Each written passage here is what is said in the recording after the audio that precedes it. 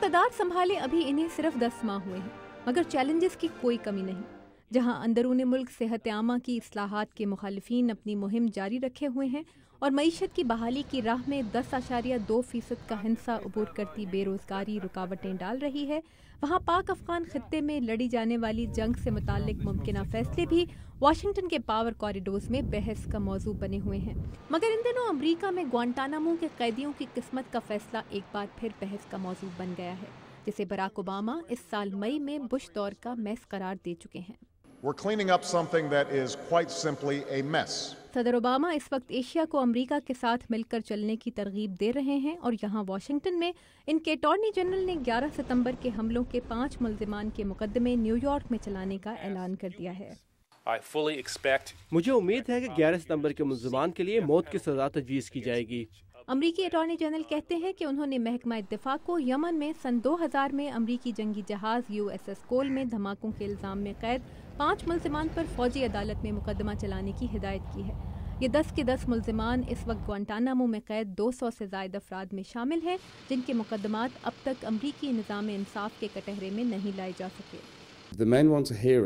ये लोग अपने मुकदमात की सुनवाई चाहते हैं। ये चाहते हैं कि कोई गैर जानिबदारी से सच्चाई जांचने की कोशिश करे, क्योंकि अब तक उन्हें कोई जवाब नहीं मिल सका। उनके बारे में अब तक दुनिया सिर्फ वही जानती है जो अमरीकी हुकूमत कह रही है या जो वो खुद कह रहे हैं। कोई गैर जानिबदारी से फैसला करने वाला नहीं है।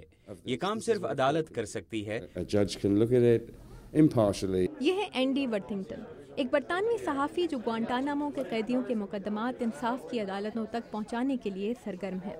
अपनी किताब ग्वांटानामो फाइल्स और अपनी डॉक्यूमेंट्री स्टोरीज फ्रॉम ग्वांटानामो के नाम से इन्होंने पेंटागन की जानिब से जारी किए गए उन 8000 सफ़ात की मेमोस पर अपनी तहकीक को दस्तावेजी शक्ल दी है, जो कैदियों से तफ्तीश के लिए इस्तेमाल किए गए तरीकों पर मबनी है और जिसके लिए ग्वांटानामो से रिहाई पाने वाले कैदियों से इंटरव्यूज भी किए गए हैं। मेरी मालूमात का असल माखज़ तो पेंटागन ही था। वैसे तो ये दस्तावेज अवामी सतह पर जारी कर दी गई हैं, लेकिन चूंकि ये 8000 सफ़ात हैं, इसलिए इनकी तफसीलात को समझना आसान नहीं। एंडी वर्थिंगटन कहते हैं कि अब तक ग्वांटानामो में कैद 38 अफराद के मुकदमे ही अमरीकी अदालतों में पहुंच पाए, जिनमें से 30 के मुकदमे अदम सबूत की बिना पर खारिज किए जा चुके हैं। मगर इनका कहना है कि कैदियों की रिहाई उनकी कौमियतों की बिना पर या उनके मुल्कों की जानिब से उन्हें वापस लेने पर रजामंदी और कुछ शराइत के बाद अमल में आई।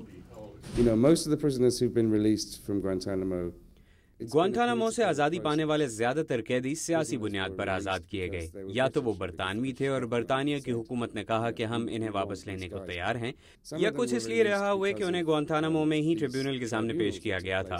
मगर वो तरीका जिसमें अमरीकी निज़ाम इंसाफ को शामिल किया जाता है और जिसके तहत पिछले साल से कुछ केसेस अमरीकी जजेस के सामने लाए जा रहे हैं, और ज़्यादातर केसेस में ऐसा हुआ कि जज अपने सामने इन कैदियों के जुर्म के लिए पेश किए गए सबूत और शहादतों के मेयार पर सख्त हैरान और नाराज हुए। डेविड सिनेमन एक अमरीकी लॉ फर्म से मुंसलिक हैं जो ग्वांटानामो में बंद कुवैती कैदियों का मुकदमा लड़ रही है। ये कहते हैं कि ग्वांटानामो में बंद 6 में से 3 कुवैती कैदी आज़ाद हो चुके हैं, मगर बाकी 3 के केस अभी मुकदमात तक नहीं पहुंचे। इनका कहना है कि ग्वांटानामो को जनवरी 2010 तक बंद करने की बातें अभी हकीकत से बहुत दूर हैं। Guantanamo will not be closed in January 2010 because ग्वांटानामो जनवरी 2010 में बंद नहीं होगा। सबसे पहले तो अमेरिकी कांग्रेस ने यह कह दिया कि ग्वांटानामो में कैद किसी शख्स को अमेरिका नहीं लाया जाएगा, उन्हें भी नहीं जिन्हें बेगुनाह करार दिया जा चुका है। इसलिए ओबामा इंतजामिया के लिए उन्हें किसी और जगह मुंतकिल करना भी मुश्किल हो जाएगा, क्योंकि जब अमेरिका बेगुनाह अफराद को खुद अपने मुल्क में नहीं आने देगा तो दूसरे मुल्क भी कहेंगे कि हम ऐसा क्यों करें। मुझे डर है कि ये लोग 22 जनवरी 2010 को और उसके 1 साल बाद भी इसी जेल में होंगे और कोई इन्हें लेने को तैयार नहीं होगा। इसलिए मेरे ख्याल में अमरीकी हुकूमत को खुद आगे बढ़कर इन लोगों के लिए अमेरिका के अंदर नए घर तलाश करने होंगे। और क्या 11 सितंबर के मुल्जिमान को न्यूयॉर्क लाकर मुकदमा चलाने का ऐलान इसी जानिब एक कदम है? न्यूयॉर्क के रहने वाले सभी लोग इससे मुत्तफिक नहीं। These people are terrorists. I'm totally against that.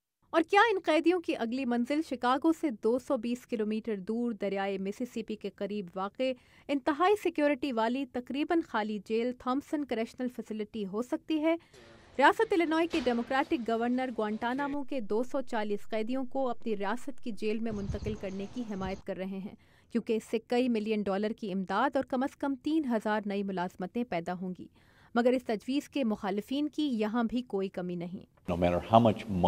چاہے کتنے بھی ڈالر دیے جائیں، ہمیں ایلونائی میں القاعدہ کو نہیں آنے دینا چاہیے۔ اس سے ہماری سیکیورٹی خطرے میں پڑ جائے گی۔